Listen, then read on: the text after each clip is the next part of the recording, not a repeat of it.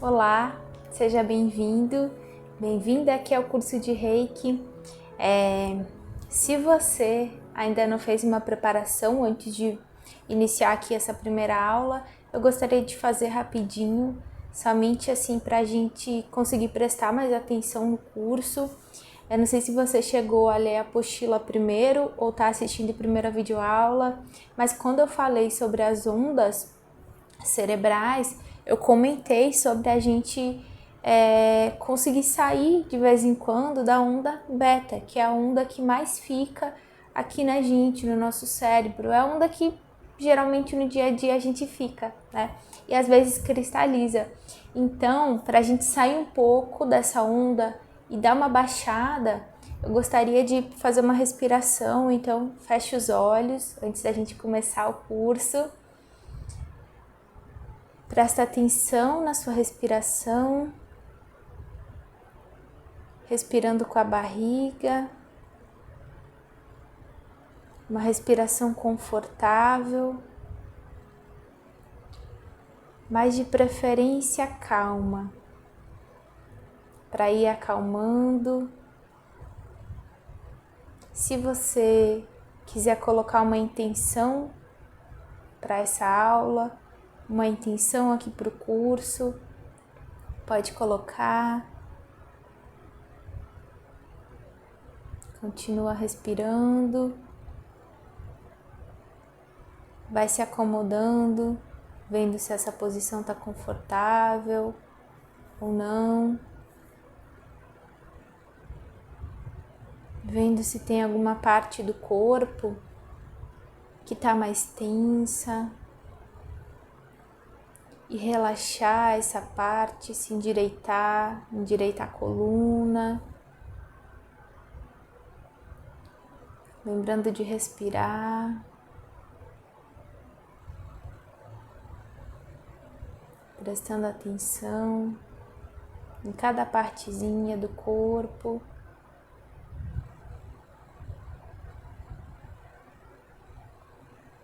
Que você consiga absorver tudo que está aqui.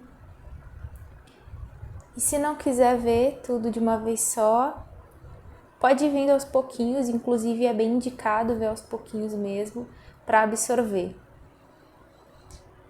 Última respirada. Vamos então começar, tá bem? Então, o curso de Reiki nível 1, ele também é chamado de Shouden.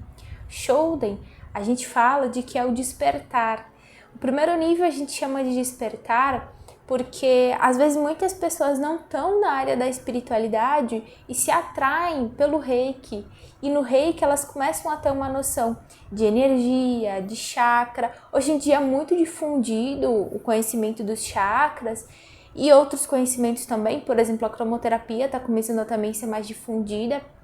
Mas muitas pessoas mesmo assim não sabem o que é, ou imaginam, já escutaram de alguma forma falar sobre isso, mas não entendem muito bem. E quando elas entram em contato aí com o nível 1, elas vão entrando em um outro universo. Ou muitas vezes, se elas já sabiam, se elas já tinham um breve conhecimento, a própria iniciação, ela traz uma introspecção. E muitas pessoas não são introvertidas, né? A gente vive em um mundo extrovertido, que a gente está sempre correndo, as nossas ondas cerebrais e o nosso estresse, ele é uma prova disso. E aí a gente vai vivendo sempre no automático e o Reiki, ele é um convite, principalmente o nível 1. E claro que cada nível ele é subjetivo, tem pessoas que conseguem se conectar mais com o nível 1, outras com o nível 2, outras com o 3, e vai muito da sintonização que a gente tem com símbolos. Às vezes você vai gostar mais do primeiro símbolo, do último símbolo e assim por diante, mas a gente chama de despertar. Eu gosto também de chamar de despertar, para mim fazer sentido, porque eu falo muito que o Reiki ele traz um autoconhecimento energético. Muitas pessoas já estão olhando para esse autoconhecimento, saber o que é sombra, o que é luz, querendo expandir o termo de vício, que não é só com cigarro, não é só com bebida, tem vários tipos de vício. o vício da não abundância, o vício da reclamação. E aí a gente vai desenvolvendo esse autoconhecimento ao longo do curso, tá bem? Tá um barulho aqui perto, porque onde eu tô gravando tem uma obra do lado. Aproveitei para gravar em um horário que eles têm um intervalinho, mas eu acho que talvez fique um barulho. Espero que não, tá? O Lapela tá aqui para nos ajudar, tá bem? Então vamos começar. Primeiramente eu gostaria de colocar aqui um pequeno cronograma, não com todas as coisas que a gente vai ver aqui na videoaula, mas com algumas coisas só para te dar uma norteada. Lá na apostila eu coloquei o sumário para ficar melhor, né? Se você tiver alguma dúvida aqui, pode ir lá no sumário e ver cadê esse tópico na apostila e dar uma estudada, certo? Então aqui na videoaula, algumas coisas que a gente vai ver vai ser a introdução ao Reiki, a história do Reiki, lembrando de que essa videoaula é uma complementação da apostila, não necessariamente o que vai estar na apostila vai estar lá, vai estar aqui na videoaula, certo? Então, a história do Reiki, o bambu, que o bambu ele é um símbolo do Reiki. Muitas vezes isso acabou se perdendo, mas é uma coisa que eu acho que vale muito a pena a gente resgatar, que é falar sobre o bambu, esse símbolo, porque no Japão eles gostam muito de pegar esses símbolos da natureza e o bambu acabou ficando ali no Reiki, tá bem? A gente vai falar um pouquinho sobre o Reiki no Ocidente, no Oriente, sobre as linhagens do Reiki e sobre a linhagem que a gente vai seguir também, tá? São várias as linhagens, eu acho que se você leu a apostila você já viu que tinha Mikao Usui e a linhagem que ele trouxe, depois teve Takata e a partir de Takata surgiram outras. A gente vai ver também sobre o Gokai, que são os princípios do Reiki, aqueles 5 princípios lá que tá na apostila, o somente hoje ou só hoje, tudo bem? A gente também vai ver um pouquinho sobre a meditação Gassho, a gente vai ver sobre os princípios básicos, que são os princípios que Mikao trouxe ali como técnicas auxiliares do Reiki. Quando ele forma o Reiki, ele coloca esse nome, ele não forma somente o uso da energia de forma completa, que é ali atritando as mãos, colocando o símbolo e se aplicando. Para complementar isso, ele traz outras técnicas que ele traz dos estudos que ele teve antes, que é a meditação, que é o próprio tratamento, a respiração. A gente vai ver no curso de Reiki, a gente vai focar em 3 princípios. Às vezes ali em 4, mas conforme você vai fazendo os outros níveis, a gente vai trazendo mais princípios. É importante de que no nível 1 a gente seja somente apresentado, para não ficar uma coisa muito pesada e não conseguir lidar com nada. Então a gente vai ver isso, a gente vai ver um pouco sobre as interações energéticas, o chakra, como a nossa aura interage quando a gente está aplicando o Reiki em outra pessoa, como a nossa aura ela vai interagir com o planeta ou com o ambiente, com as pessoas e assim por diante. A gente vai ver ali um pouquinho sobre o símbolo Shokurei, igual a gente viu na apostila, só que tentar trazendo de uma forma ainda mais prática. Eu vou falar também sobre alguns mitos dentro do Reiki, que talvez você já tenha escutado ou que vai escutar por aí, mas de que dentro dos estudos e aprofundamento a gente vê que são mitos. E eu vou trazer uma parte prática, para trazer como fazer a aplicação, quais são as posições que a gente pode fazer e coisas do tipo. Então vamos lá, qualquer dúvida pode me chamar no WhatsApp ou no e-mail. Então, vamos à introdução. O Reiki, como você já deve ter visto na apostila, ele é uma junção do Rei e do Ki. A gente vai dar uma olhadinha um pouquinho depois sobre a história de Mikao.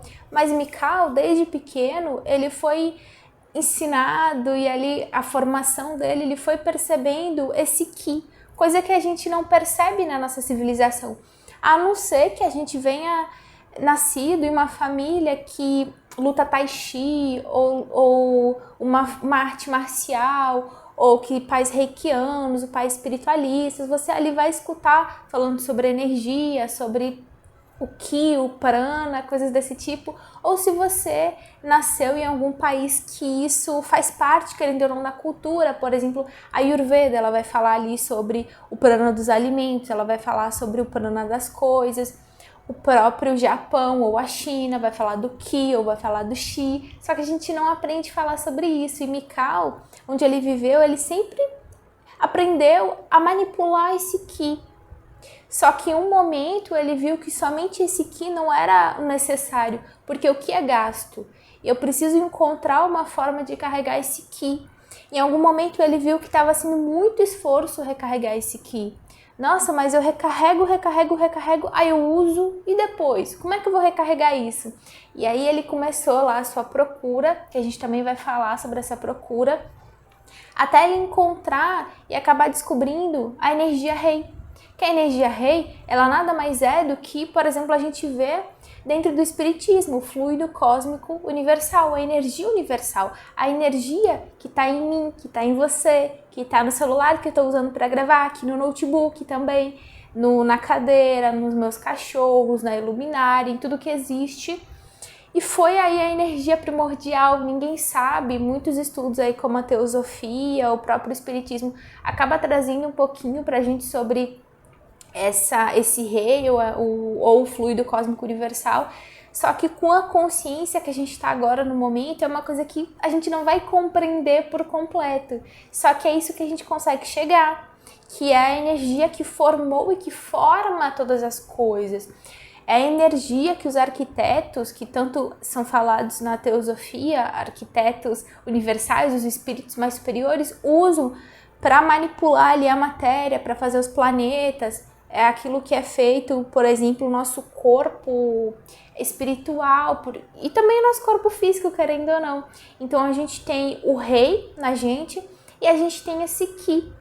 Só que o Ki é o que a gente gasta diariamente. Ao falar, a gente gasta o Ki. Na digestão, a gente gasta o Ki. No exercício, caminhando, pensando, dependendo ali da nossa forma emocional, a gente vai gastar esse Ki. E se a gente não tiver a renovação desse Ki, ou a gente desencarna, ou a gente começa a desenvolver doenças. Então, como que a gente faz para restaurar esse Ki? A gente dorme bem, uma boa qualidade do sono, a gente se alimenta de alimentos ricos em Ki, legumes, verduras, folha, muita folha, água, coisas desse tipo. Só que com o dia a dia, a gente acaba desgastando muito mais do que recarrega. Então o Reiki, que é a junção desses dois, ajudam esse contato com o Rei, que é esse contato com a espiritualidade. Os dois formam o Reiki, que é a forma que Mikao encontrou de ajudar a gente a recarregar mais o nosso Ki através da energia universal. Deu para compreender? É como se fosse assim, ó. O Rei é um mar, o Rei é um oceano, a gente é um copo, e aí a gente coloca aquela água ali no oceano e a gente fica cheio de Rei. Esse Rei acaba a formar o nosso Ki, porque o Ki é a energia isolada, né? O oceano é o Rei, e quando esse copo se enche de Rei, ele vira o Ki, porque é a minha energia.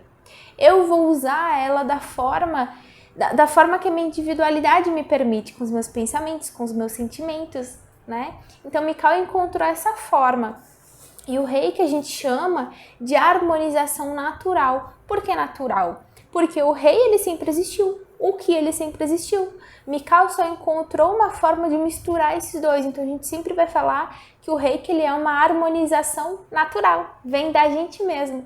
A gente entrando em contato com esse nosso espiritual, com o nosso inconsciente, através da iniciação, através do estudo desses símbolos, a gente é iniciado e a gente aplica nos outros e também na gente o Reiki.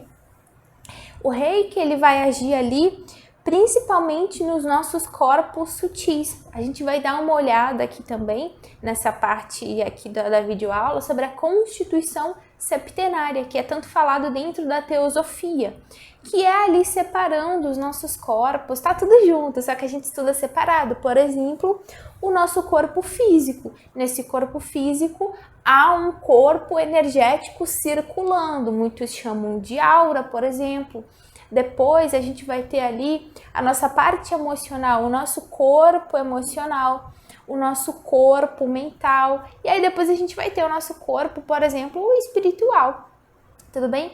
E aí o Reiki, quando a gente aplica o Reiki, essa energia ela entra pelo nosso chakra coronário ele vai descendo até o nosso campo cardíaco, por isso que é bom o reikiano ele sempre desenvolver o chakra cardíaco, porque é aqui que vai estar, a energia vai estar circulando pelo corpo. Depois ele desce pelos braços e sai na mão, que são os nossos chakras secundários que precisam estar bem trabalhados. O reikiano ele precisa estar sempre trabalhando as suas mãos, atritando, olhando, fazendo exercício que a gente vai aprender ali, por exemplo, o Byosen ou a meditação Gassho, que coloca o foco nas mãos e vai ali desenvolvendo mesmo esse chakra que a gente acaba que não usa, né? A gente nem sabe, às vezes, que tem o chakra principal, quem dirá o secundário, não é?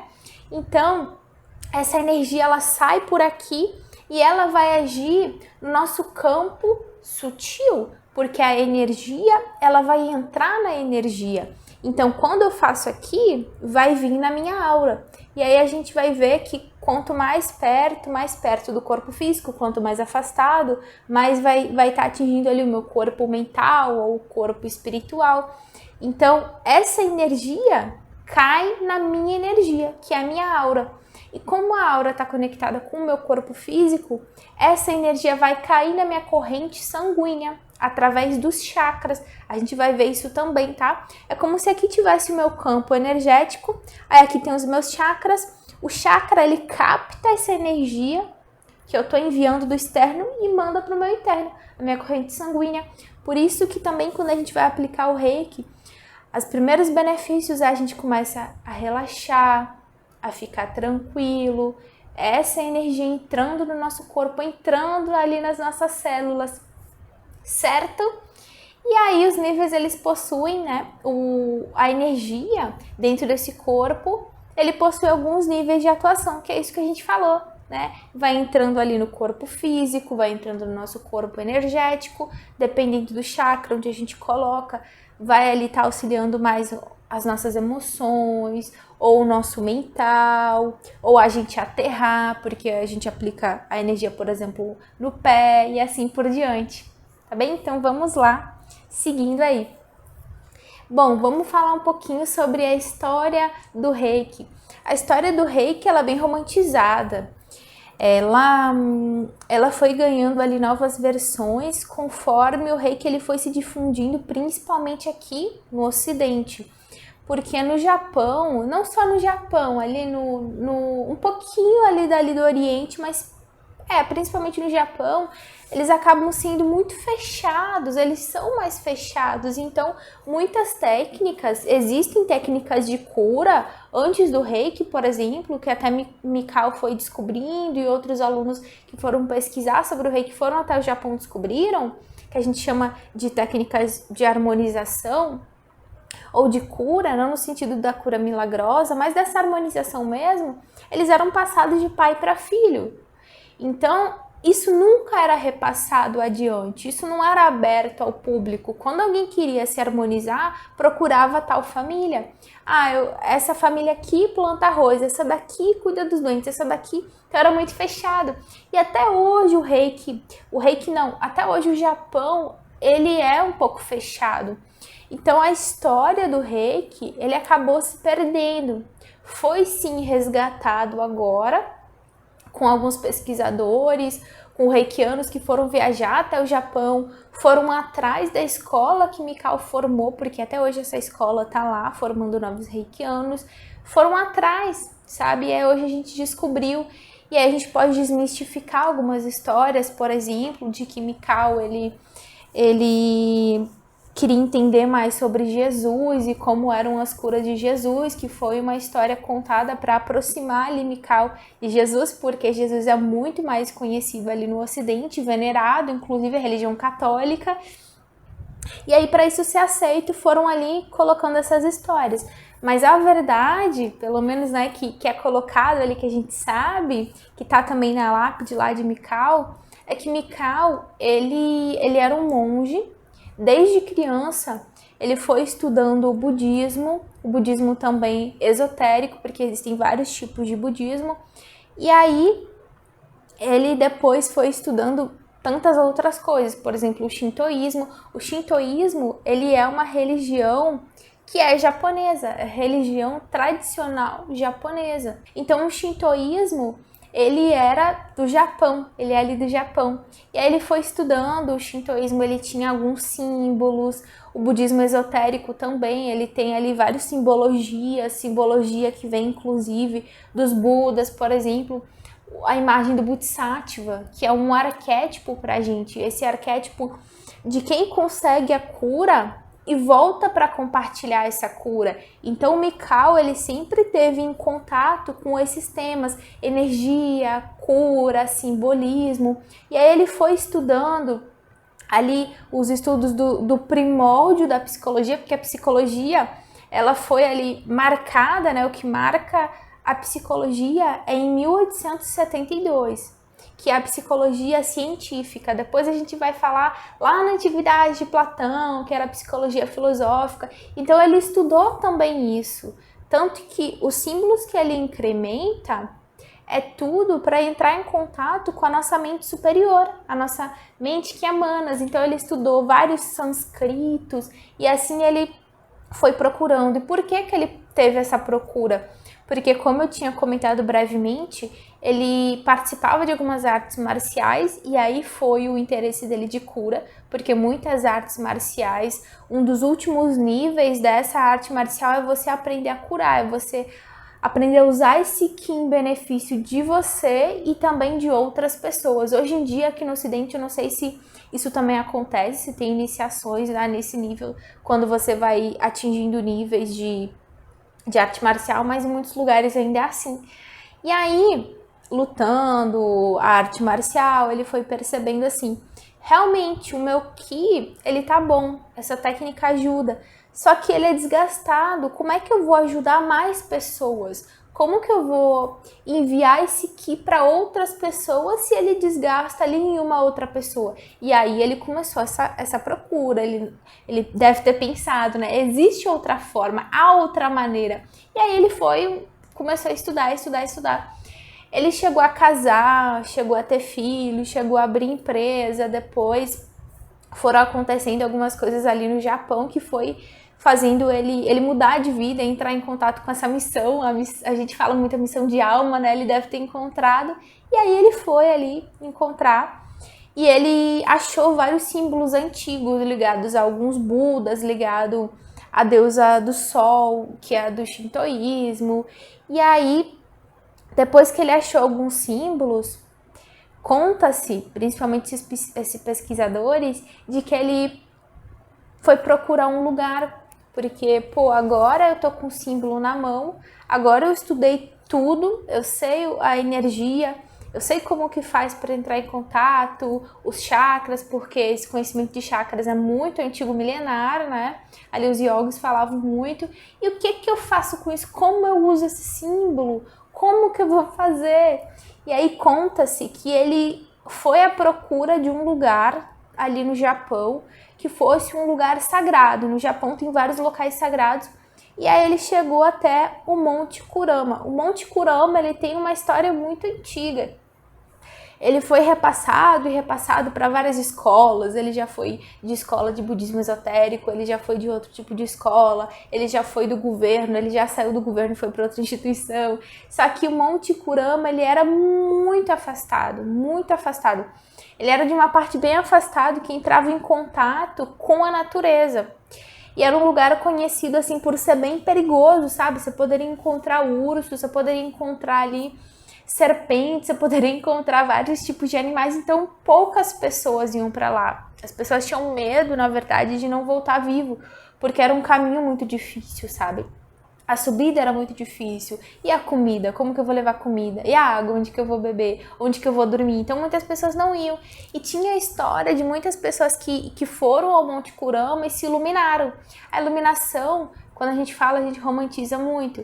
Não é aquela iluminação de, nossa, as minhas sombras sumiram, eu iluminei, eu me aproximei ali a Jesus, que foi o ser mais iluminado, né, que teve aqui já na Terra.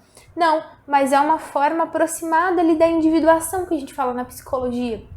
Que é essa maior clareza, esse maior contato com o nosso espírito e essa clareza de o que eu vim fazer, qual rumo eu tô tomando e de melhorar a sua energia, sabe? Não é que ele virou um santo, né? Mas ele as pessoas que foram nesse Monte Kurama, né? Mas tinham lá muitos escritos de pessoas que se iluminaram lá no Monte Kurama, enfim, encontraram respostas, porque é um lugar muito sutil, sabe? A própria religião shintoísta, ela tinha essa coisa muito parecida com o xamanismo, que é a cura pela natureza. E a psicologia comprova que essas terapias, assim, ou religiões que estão muito próximas da natureza, elas conseguem mais do que tantas outras terapias, às vezes,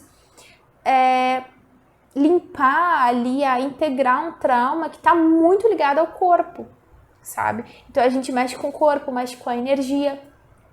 E aí ele escolheu esse lugar, Monte Kurama, e aí disse que é uma parte que usa tanto na história mais romantizada quanto na história original, que ele foi sim fazer um jejum lá no Monte Kurama. Ele ficou isolado durante 21 dias, que é aí um número muito conhecido na espiritualidade. Inclusive tem a limpeza dos 21 dias, o processo depois da iniciação que a gente faz. Ficou lá, ele fez uma meditação, ele ficou em jejum. E aí conta-se que apareceu para ele um ser, não sabe se era o mentor dele espiritual, não sabe o que foi, mas lá, porque é muito fechado o Japão, né? Tem muitos segredos, as coisas não são muito faladas, mas fala-se que ele foi iniciado por esse ser e ele desceu de lá sabendo como usar o símbolo, e aí ele criou esse sistema de reiki. E aí ao sair de lá, ele foi se tratando, foi tratando outras pessoas, viu que realmente era uma coisa que harmonizava, que ajudava. Ele formou a sua escola. E assim começa essa história aí do reiki, tá? Um dos símbolos, pelo menos o maior símbolo do reiki, é o bambu. Porque como eu tinha comentado ali na introdução, o Japão, ele pega muitos símbolos. O símbolo relacionado ao renascimento, a primavera, ele pega uma flor em específico. O símbolo que significa tal coisa. E o bambu, ele representa muito o reiki pela sua simbologia. E tem muitos provérbios chineses lá também no Japão que falam sobre isso, sobre cada uma dessas vertentes da natureza. E aí tem um provérbio japonês que eu até coloquei aqui que fala assim: o bambu que se curva é mais forte que o carvalho que resiste. O carvalho, não sei se você conhece, ele é uma árvore muito parruda, sabe? Uma árvore muito fortona. Só que o bambu, ele é muito flexível.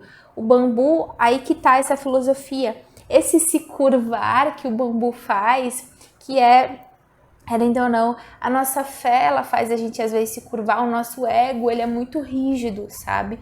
E realmente, quanto mais forte o nosso ego, mais a gente vai se desenvolvendo. Só que não adianta ter um ego forte a ponto desse ego ser muito defensivo.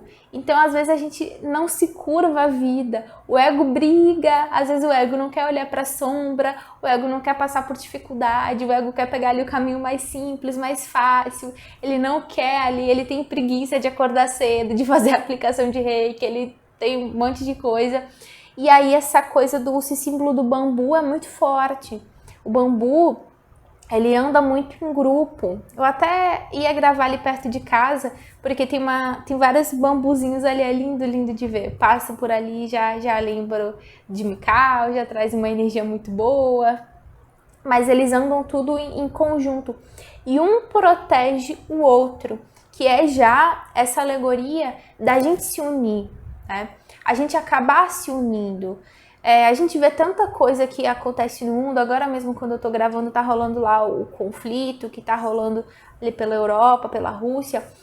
E quando a gente não se une, é muito fácil projetar o nosso defeito no outro, que tá lá no nosso inconsciente, que a gente se nega a ver e a gente projeta no outro. Daqui a pouco a culpa é do outro, o outro que rouba isso, o outro que deixa a minha vida um inferno.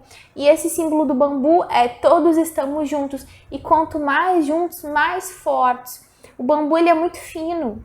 Então, se ele fosse uma árvorezinha, ele ia ser derrubado. Ele ia ser derrubado na hora. Ia passar um vento, ia passar um animal, sabe? Só que eles juntos, eles ficam muito flexíveis e eles ficam como se fosse uma grande árvore. Um bambu defende o outro, que é essa analogia da gente estar junto. Tanto que quando a gente está despertando na espiritualidade, a gente sente falta também de ter algum grupo, de falar sobre espiritualidade. A gente procura canal, a gente procura livro, a gente procura centro holístico, centro espírita, porque, querendo ou não, dentro da gente, a nossa intuição sabe que sozinho ninguém evolui. A gente pode se distanciar e lá para a montanha que cura não sei quantas pessoas, a gente vai começar a ter solidão. O ser humano sozinho, quando não tem coisas para projetar, pessoas para auxiliar no seu crescimento, ele começa a enlouquecer, né? Tanto que tem estudos aí de pessoas, de presos, prisioneiros que ficavam tantas horas, tantos dias, tanto tempo na solitária que foram enlouquecendo. É claro, o ser humano ele não foi feito para estar sozinho. Então, é esse o símbolo do bambu. O Reiki ele ensina isso. Eu tenho uma ferramenta do Reiki, então por que eu não uso na minha plantinha? Por que eu não uso no alimento? Por que eu não uso no companheiro, na companheira, no filho, em mim, no cachorrinho, no gatinho e assim por diante? E o bambu, ele traz também essa resistência, porque ao mesmo tempo que o nosso ego ele resiste a algumas coisas, ele é fraco a outras coisas, sabe? Então tudo, às vezes esse ego, dependendo da forma que foi construído também o seu ego, ele é muito fraco, ele é muito frágil, ele desiste. Eu iniciei um rapaz há mais ou menos 1 ano atrás no Reiki, ele me procurou porque ele queria ajudar uma pessoa da família dele, uma pessoa que estava doente, estava quase falecendo, pelo jeito estava bem fraca, essa pessoa também sem prana algum. E aí esse rapaz falou, eu tô fazendo Reiki porque eu quero ajudar essa pessoa. Eu falei, pô, que legal, né? O Reiki nível 1, a gente cuida muito da nossa energia, mas pode também aplicar energia na outra pessoa e tal. Só que aí eu comentei, tudo leva um tempo. A gente demorou quantos anos para adoecer? Às vezes 20, 30, 40 anos para adoecer. Não vai ser em 1 mês, em 1 ano, em 2, 3 semanas que a gente vai curar. É um processo. E aí o que acontece? Eu fui conversando com esse rapaz, ele foi iniciado e aí deu 2 dias, deu assim, menos de 1 semana, eu fui falar com ele, e aí, tudo bem? Aí ele falou, oi, eu não tô conseguindo me adaptar ao Reiki, eu acho que não é pra mim, porque eu apliquei nessa pessoa e a pessoa não teve nenhuma resposta, foi uma pessoa que a iniciação foi muito forte, passou mal, era uma limpeza ali, dava pra perceber, essa pessoa comentou, nossa, depois da iniciação eu me senti bem, mas nos outros dias eu comecei a sentir um enjoo, um cansaço que não era de mim, é a energia atuando nesse corpo, e aí ele desistiu. Em 1 semana eu falei, gente, cadê a resistência? O bambu, ele ensina isso. Você quer uma coisa, você vai todos os dias fazendo. Por exemplo, quem tá quase com diabetes, precisa emagrecer, por exemplo, que o médico falou. Você não vai cortar, fazer uma dieta hardcore. Se você fizer isso, você vai piorar. Em 1 ano, em 2, 3 anos, você vai mudar a sua alimentação. Primeiro diminui o açúcar, depois aumenta a água, aumenta o alface. É assim com o Reiki. Você se aplica um dia, depois você vai de novo. Então o bambu, ele traz essa resistência. E ele traz essa também flexibilidade do ego se curvar, sabe? Ao olhar a nossa sombra, se alguém chega e aponta o defeito nosso, e a gente sabe que é verdade, ai, tudo bem, fulano, eu sei, eu às vezes tenho isso, sabe? É essa flexibilidade, essa humildade que o ego ele precisa, né? Outra coisa que a gente pode também aprender com o bambu é que o bambu, ele tem raízes muito profundas. O bambu, ele cresce muito, né? Não sei se tu já viu um bambu. O bambu que ele tem de altura, às vezes ele tem de profundidade. E o bambu, eu não sei se você já teve essa oportunidade de ver uma plantaçãozinha de bambu. Ele, no início, ele é desse tamanho. E aí tu fala, nossa, ele é desse tamanho. Tu pensa que a raiz dele tem esse tamanho. A raiz dele já deve ter lá uns 2 metros. E ele só começa a crescer verdadeiramente quando a raiz dele está muito profunda. Então isso já ensina coisas pra gente, por exemplo, na astrologia. A gente tem a casa 4 e a casa 10. A casa 4 fala das nossas raízes, da nossa casa, onde a gente cresceu, da nossa mãe, do útero. Eu fui nutrido, eu me sinto nutrido. Como tá a minha mãe psíquica? Eu me nutro, eu cuido de mim. E quanto mais profunda a nossa raiz na casa 10, na casa 4, perdão, mais a gente floresce, que é a casa 10, é a copa, a gente cresce, floresce. É a mesma coisa com o Reiki. E qual é a analogia aqui? São as nossas raízes profundas nos nossos ancestrais. Eu enxergo muito dessa forma, sabe? Porque o Reiki, ele traz muito essa coisa da ancestralidade. E isso é uma sabedoria que a gente precisa resgatar no nosso cotidiano, porque a nossa sociedade, ela tem essa coisa do velho não presta, né, do prazo de validade, e a gente pega várias outras filosofias muito sábias, por exemplo, o xamanismo, ou a gente pega a constelação familiar. Olha a importância da gente honrar o ancestral, porque se a gente não honra conscientemente, inconscientemente pode ter certeza que a gente vai honrar às vezes aquilo que a gente não quer, sabe? Então, essas raízes profundas, não só da ancestralidade, do respeito. Por exemplo, quando eu vou fazer uma iniciação ou me aplicar, eu peço permissão a todas as hierarquias do Reiki. Eu oro e falo com o Mikao, peço para algum espírito da hierarquia do Reiki estar comigo naquele momento presente. E quando eu faço isso, eu sinto a energia maior, a pessoa sente a energia maior. Eu já fiz o teste. Já fiz assim, na doida, apliquei, botei minha mão, botei chakura, né? Apliquei, tá, a pessoa vai sentir. Mas qual é a energia quando eu me concentro, quando eu me boto nessa raiz, boto os meus pés no chão, fico aqui, no momento presente agora, faço uma respiração, coloco devagarinho, tendo ali minha paciência, o meu chakurazinho, os meus outros símbolozinhos, chamo a hierarquia do Reiki e aplico em mim, é outra vibe. Você vai ver, outra energia. É uma presença. Então, esse é um de tantos os símbolos que o bambu ele vai trazer pra gente. O cooperativismo, por exemplo, como eu comentei, um bambu ele não nasce sozinho. Então, vai nascendo outros e outros e outros. E um bambuzinho, ele mesmo, assim, a técnica, ele mesmo se autofecunda. Porque você vai ver que tem uma plantação de bambu aqui. Tu anda 10 metros, às vezes nem isso, tu anda, sei lá, 6 metros, tu vai ver um bambuzinho pequenininho crescendo. Então um ajuda o outro, um vai fazendo o outro crescer. Esse cooperativismo que eu comentei, né, da gente ser com o outro. E ele é oco, né, internamente. Ele é oco. Então cada nozinho dele, cadê aqui, ó? Cada nozinho do bambu, dentro do Reiki a gente fala que são as nossas dificuldades passadas e enfrentadas. Porque o bambu ele é forte porque ele tem esse nó.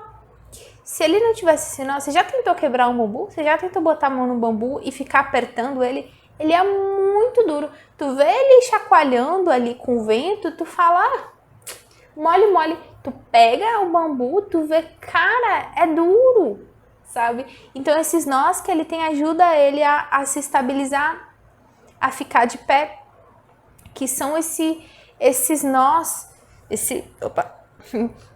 essa dificuldade, porque a gente se fortalece na dificuldade.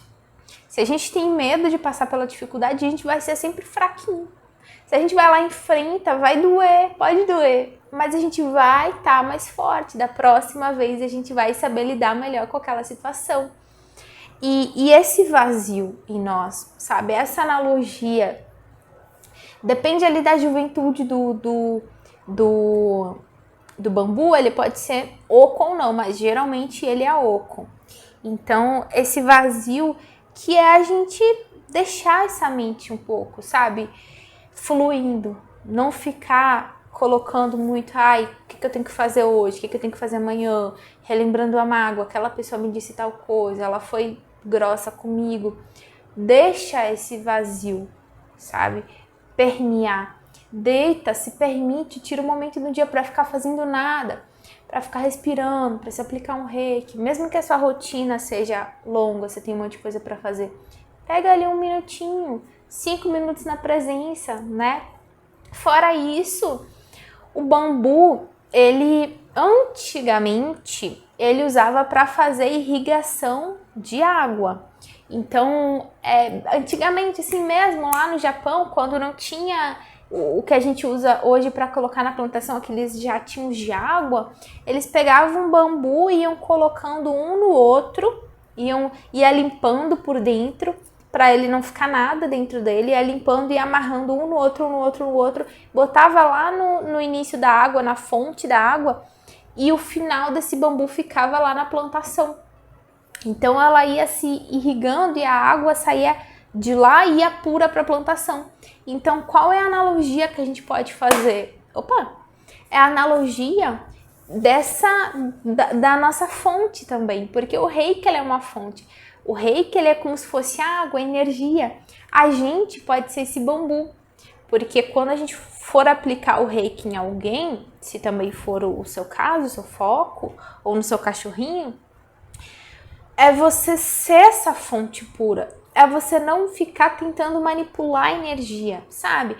Então você vai aplicar o reiki na pessoa, ali que é seu filho, e aí você quer que o seu filho coopere mais em casa, sei lá, exemplo bobo, mas dá pra ver aí outro. E aí você aplicando o reiki, bota ali, sei lá, no chakra básico, pra ele ter mais ação. Ali a energia reiki, que o meu filho coopere mais em casa. Você não tá deixando a energia agir. Você não tá ali fazendo para auxiliar ele da melhor forma possível, que o espírito dele precisa, que o corpinho dele precisa. Você tá colocando ali para manipular, sabe? Então é essa analogia do reiki da gente ser um canal puro. Eu vou me concentrar, vou tentar esvaziar ao máximo minha mente, não vou ficar tagarelando na sessão. Tem gente que tagarela, a não ser que seja uma meditação guiada. Eu, quando faço meditação guiada em alguém, quando eu tô aplicando reiki, às vezes a pessoa, ela consegue se concentrar muito melhor, ela consegue sentir a energia muito melhor. Então você vê a pessoa, se ela for uma pessoa que tem dificuldade de aterrar, você pode ficar pedindo para ela respirar de tempo em tempo, fazer uma meditação, a gente vai falar sobre isso. Se não, silêncio total, sabe? E o bambu, ele amadurece, né? Ele é verde, você pode ver o bambu verde, quando você pode ver um bambu aqui, ó, amarelinho. E ele demora muito tempo para crescer, muito tempo para amadurecer, que é essa nossa analogia da paciência que eu falei. O reiki é paciência, você não vai um dia conseguir curar uma coisa, sabe? Às vezes sim, você tá gripado, você se aplica reiki, você só precisava de Ki. No dia seguinte você tá melhor. Mas tem coisas que demoram, né? Então essa paciência que o reiki traz pra gente, não é mesmo? Eu vou falar, deixa eu dar uma olhadinha. Tá, spoilerzinho. Eu vou falar um pouquinho mais sobre o reiki no Oriente e no Ocidente. Aí vou dar uma pausa, essa aula 1 para e a gente continua depois, tá bem? Pra não ficar uma coisa também muito carregada, tá? Dependendo da forma que você vai receber também, é bom nem deixar muito comprido, senão sai a qualidade do curso. Então, como a gente tinha comentado, Mikao Usui, no início, era ele sozinho. Ele que estudou, ele que redescobriu essa energia e começou a se aplicar em si, depois foi expandindo. Só que com o tempo, ele começou a iniciar algumas pessoas, só que eram poucas pessoas. E no início, era aquela época de que era tudo muito fechado, ainda o conhecimento era muito fechado. Imagina, a história da nossa civilização, só recentemente o conhecimento ele ficou difundido. Até hoje o conhecimento ele não é tão democratizado, porque quem não tem internet, quem não tem condições para ter internet, não tem. Mas qualquer coisa conhece uma biblioteca pública, sabe? Então hoje é um pouquinho mais difundido o conhecimento. E na nossa história não. A igreja deteve em certo momento esse conhecimento. Só quem era ali da corte ou quem era sacerdote, quem era da igreja, poderia ter essa educação, essa coisa da família também. A minha família deteve esse conhecimento, então a gente só vai passar para a família. Então Mikao carregava isso, que era a cultura dele, mas com o tempo, até com os terremotos que aconteceram bem graves na época dele, e começou a difundir também. ele repensou e começou a difundir, e aos poucos ele foi ali criando os descendentes.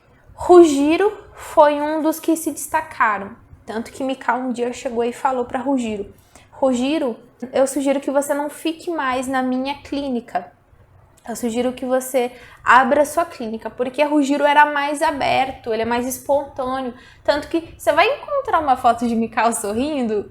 Eu nunca encontrei Mikau sorrindo. Agora, Rugiro, olha essa fotinho de Rugiro, gente. Ele foi no Havaí, ele foi ao Havaí e tá aqui com os negocinhos todo faceiro, todo feliz, todo aberto, né? Ele devia ser extrovertido, vai saber, né? Tomar aqui minha aguinha.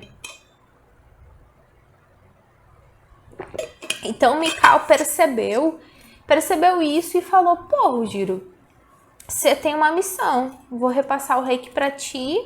E fala-se que o Rugiro, então, foi o primeiro mestre autorizado a iniciar outras pessoas. E aí Rugiro foi abrir sua própria clínica, foi iniciar. E aí tem duas coisas.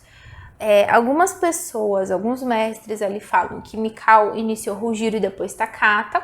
E a maioria dos mestres, que é o que eu acho que é, nunca vi uma coisa comprovando, mas é o que tudo indica, que Rugiro que iniciou Takata. Takata morava no Havaí, Takata lá nos Estados Unidos, né?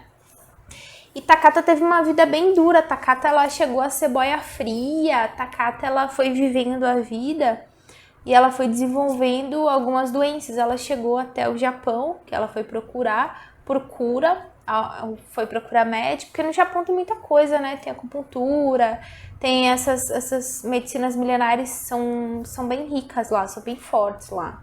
Acho que até hoje em dia também.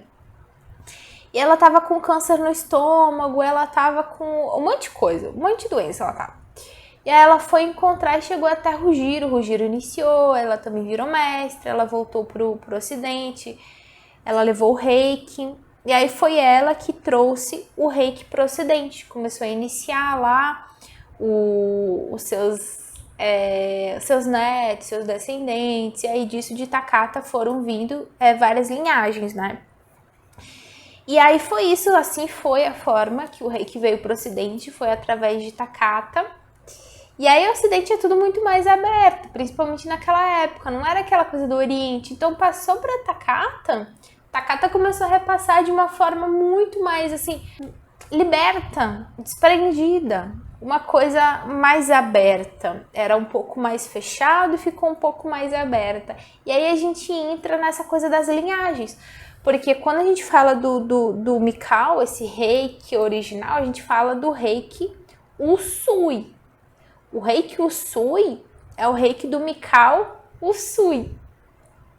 Depois dele, que essa é a linhagem tradicional, né? Quando a gente vai falar assim, é o reiki tradicional, ou é o reiki tradicional com uma pitada do tibetano, que é o nosso. É o reiki tradicional com uma pitada do tibetanozinho, porque as minhas mestras, elas eram o desse originário de Takata, né, do ocidente ali.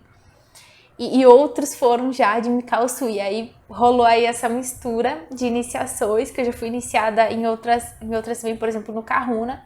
Mas o que eu uso mesmo, né, não me aprofundei ainda no Kahuna, não fiz todas as iniciações, mas foram mestres ali meus que faziam essa mistura, que é uma escola internacional que usa que é o Alliance, né?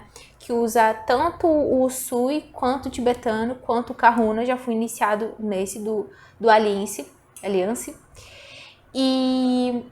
Mas eu gosto de usar o Usui tibetano, que é a sua linhagem também, que vai ser repassado. Já falo qual é a diferença.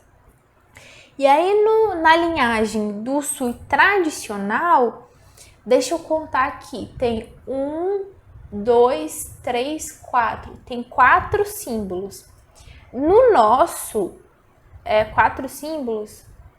4 símbolos. No nosso, que é o tibetano, seria ali 5 símbolos.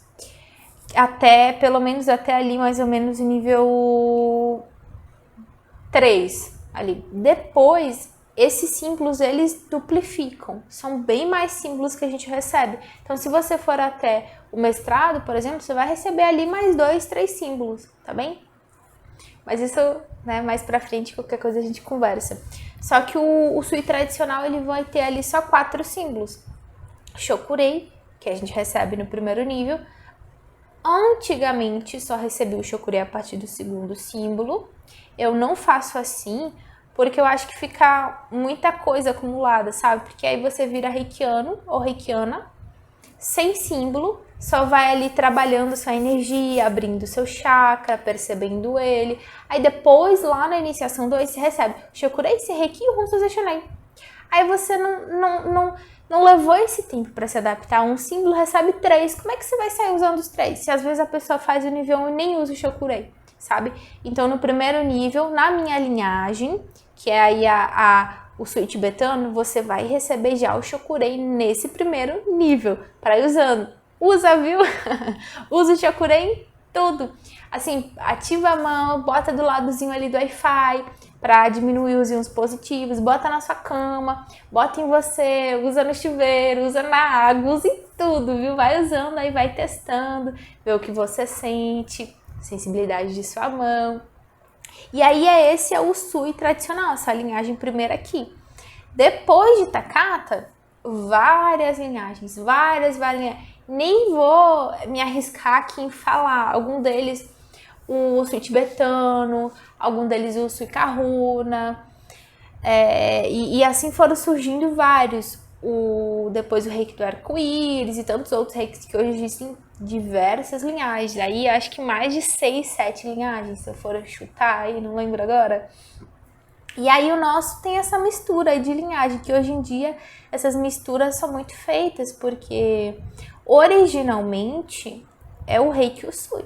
Tanto que se você, eu quero fazer o reiki xamânico, eu quero fazer o reiki Kahuna, inicia no Usui, porque o Usui tá a base de tudo. Todos os outros, ele vai ter o Usui, só que ele vai ter a pincelada ali do mestre original que colocou um outro símbolo, que colocou uma outra filosofia. Mas a nossa base, as nossas raízes vai ser sempre no Sui. Então a nossa linhagem, eu já comentei. Se alguém perguntar para você, você fala, eu sou o Sui tibetano, certo? Então é isso. Esse vídeo ele vai ficar até aqui agora. E aí depois a gente vai continuar para não ficar muito pesado. Então nessa primeira videoaula a gente viu um pouco sobre a introdução do Reiki, a história do Reiki e o Monte Kurama, tá? O nome é o Monte Kurama, que Mikao foi lá para fazer a sua iniciação. Ele foi iniciado por um ser, por um espírito, por algum mentor, e aí ele soube como usar o Reiki. A partir daí ele começou a usar. A gente viu sobre o Reiki e o bambu. Dá depois aí uma filosofada sobre isso, pensa sobre isso, que isso pode te trazer, te ensinar o que você sente. Cláudio, ele tinha feito, quando a gente se conheceu, o Reiki com outra mestra. Aí depois a gente se conheceu, ele foi fazendo os outros comigo. Mas aí quando eu falei do bambu, das simbologias, comecei a falar, ele ficou encantado, assim. Eu nem acho pra tanto, assim, mas ele ensina mesmo. E aí ele falou, nossa, meu Deus, fiquei encantado. Então veja como isso chega até você e o que isso pode levar pra sua vida, tá bem? A gente viu sobre o Reiki no Ocidente e no Oriente, era super fechado, ali com o Mikao resolveu abrir, foi para Rugiro, foi para Takata trouxe para o Ocidente. A gente tem que honrar muito, não só Mikao, que ele foi o primeiro mestre, mas também a Rugiro e a Takata. Gente, se não fosse Takata, a gente não ia ter, eu não teria sido iniciado, você não teria sido iniciado. Graças a isso, a gente foi abrindo essa possibilidade, porque o Reiki à distância sempre existiu, sabe? Mas esse Reiki à distância fez abrir a nossa cabeça e tirar algo que era tão assim presencial, tão fechado, para algo que hoje a gente pode ser feito na internet, porque o tempo não tem barreira, não faz mais sentido a gente segurar o conhecimento, a gente tem que soltar. E Takata trouxe isso, então o Reiki no Ocidente, Takata. E as linhagens do Reiki, a gente também viu sobre isso, tá bem? As outras linhagens que vieram e a nossa, que é o Sui tibetano. Então é isso. A gente vai agora para a próxima aula. Qualquer coisa, manda lá para mim. Algumas dúvidas. Um grande abraço e até a próxima aula. Bons estudos!